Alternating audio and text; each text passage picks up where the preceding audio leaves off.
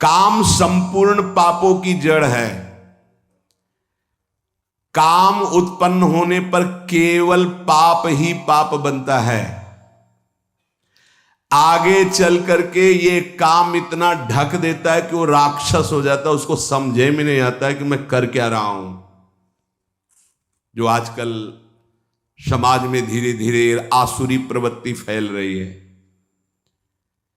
विवेक को ढक करके अंधा बना देता है काम। पूज्य जनों में, पवित्र संबंधों में भी मनमानी आचरण होने लगते हैं। उसको एक ज्ञान ही नहीं रहता कि मैं पाप कर्म कर रहा हूं। महापतन पातकी स्वरूप उसका हो जाता है, जिसको काम अपने अधीन कर लेता है। इसलिए भगवान कह रहे हैं इस महापापी को अवश्य मार डालो। अर्जुन, जैसे कुछ लोगों की सोच, सत्संग सुना तो लगा गृहस्थी मार्ग ठीक नहीं, चलो छोड़ देते हैं।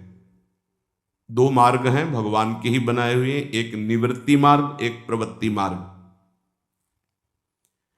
अगर आप प्रवृत्ति मार्ग में प्रवृत्ति से ठीक से चलेंगे तो गृहस्थी में रहते हुए भी आप निवृत्ति माने जाएंगे। कैसे? जैसे सबसे पहला आश्रम है ब्रह्मचर्य आश्रम, सबका, चाहे गृहस्थ हो चाहे विरक्त हो, पहला आश्रम ब्रह्मचर्य आश्रम है। कुछ ब्रह्मचर्य आश्रम से नैष्ठिक ब्रह्मचर्य को चले जाते हैं निवृत्ति मार्ग में, और कुछ ब्रह्मचर्य आश्रम से गृहस्थ आश्रम को चले जाते हैं। पर सबसे पहला आश्रम ब्रह्मचर्य है। पहली नींव बर्बाद। कहां ब्रह्मचर्य का पालन, हमारा जो धर्म कहता है उसके अनुसार कहां पालन हो रहा है?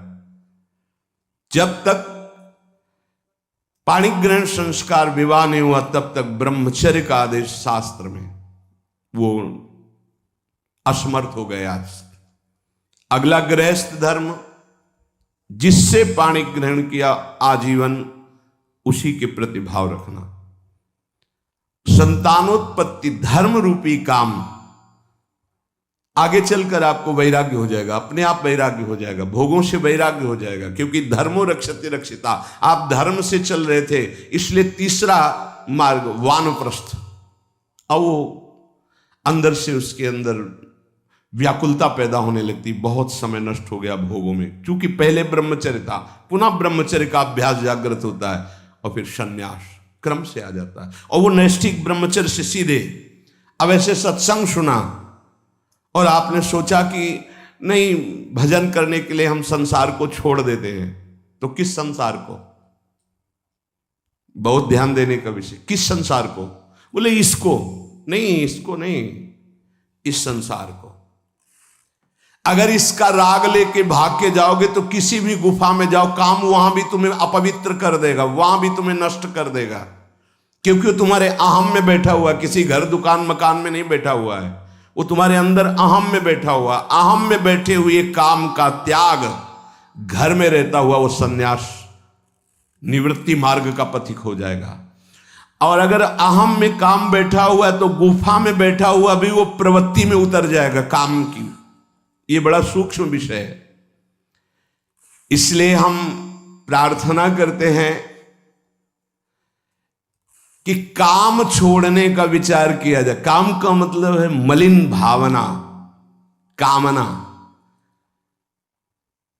ये जो हमारे अंदर उद्देश्य बनता है भगवत प्राप्ति का, कि हम सब छोड़ देते हैं, तो किसको छोड़ देते हैं? शरीर राग को छोड़ देते हैं, इंद्रिय विलासिता को छोड़ते हैं, अहम में कामना को छोड़ते हैं। बाहर भागने से काम नहीं बनेगा, इसको समझना होगा। अगर कामना छूट जाए तो सब ठीक हो जाएगा। जब मनुष्य कामना रख करके कोई भी वेश धारण कर ले, कहीं भी चला जाए, तो काम उसे भ्रष्ट करता ही है। चाहे गुफा में बैठ जाओ, जंगल में चले जाओ, कहीं भी चले जाओ, मनुष्य के अंदर जब तक अहम में कामना रहेगी, जन्म मरण बंधन में पड़ा रहेगा। चाहे जहां भाग के जाए, चाहे जिस भेष को धारण कर ले, वो अंदर बना रहेगा। ये शास्त्र है, समझिए। ये जड़ पदार्थों की तरफ आकर्षण जड़ शरीर की अहमता से है कि मैं मनुष्य हूं, मैं पुरुष हूं, मैं स्त्री हूं। इसी में काम बैठा है, इसका त्याग करने की बात कही गई है। पशु पक्षियों तक को ये अपने अधीन किए हुए हैं। मनुष्य में एक शक्ति है जिसका नाम विवेक ज्ञान, उससे बच सकता है। इंद्रिय जन सुखों में, भोगों में, पदार्थों में जो कामना हो चुकी है, यही नहीं समझने देती कि मैं दिव्य भगवान का अंश हूं। केवल बातें बनाने से नहीं, मुझे किसी भी सुख की आकांक्षा नहीं है, किसी भी सुख का अभाव नहीं हमारे स्वरूप में। जब भोगों में रुचि बढ़ जाती है तो फिर रुपए का महत्व जागृत हो जाता है। रुपए में जब महत्व, तो फिर रुपए की गिनती, बैंक बैलेंस में कितने हुए, बोले इतने, बोले और इतने हो जाए, और इतने हो जाए, बढ़ता चला जाता है। धर्म को, शास्त्रों को, उपासना को उपास्य देव के लिए किया जाता है, बैंक बैलेंस के लिए नहीं। अगर हमारे उपदेश का फल रुपया है, हमारे प्रवचन का फल रुपया है, हमारे अंदर का उद्देश्य रुपया है, शास्त्रों का भाव नहीं समझ पाएंगे, ज्ञान ढका रहेगा, जागृत नहीं होगा। रुपये में सुख नहीं है, रुपया से भोग मिलते हैं, भोगों में सुख नहीं है।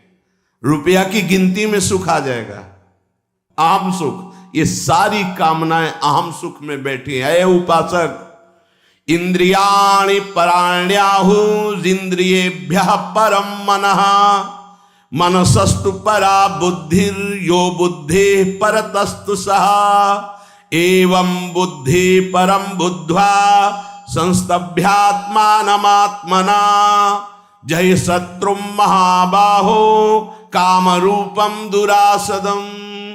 हे अर्जुन, ध्यान दो, तुम जीत जाओगे, काम पर विजय प्राप्त कर लोगे। क्या? इंद्रियों से, स्थूल शरीर से श्रेष्ठ, सबल, प्रकाशक, व्यापक और सूक्ष्म मन है। स्थूल शरीर इंद्रियों से सबल, इंद्रियों का प्रकाशक, व्यापक मन है। मन से भी पर, बलवान, निर्णायक, प्रकाशक बुद्धि है। और बुद्धि का जहां से प्रकाश हो रहा है वो अहम है, और उस अहम में काम बैठा हुआ है। दुश्मन का पता चल जाए तो मारने में देर नहीं लगती। अहम में काम बैठा हुआ है, और उस अहम को जो प्रकाश मिल रहा है वो तेरे से मिल रहा है। अहम को जो बल मिल रहा है वो तेरे से मिल रहा है। तू ऐसा जान करके अपने आप को इस काम के वश में ना होने दे, और अपने बल से इस काम रूपी दुर्जय शत्रु को मार डाल।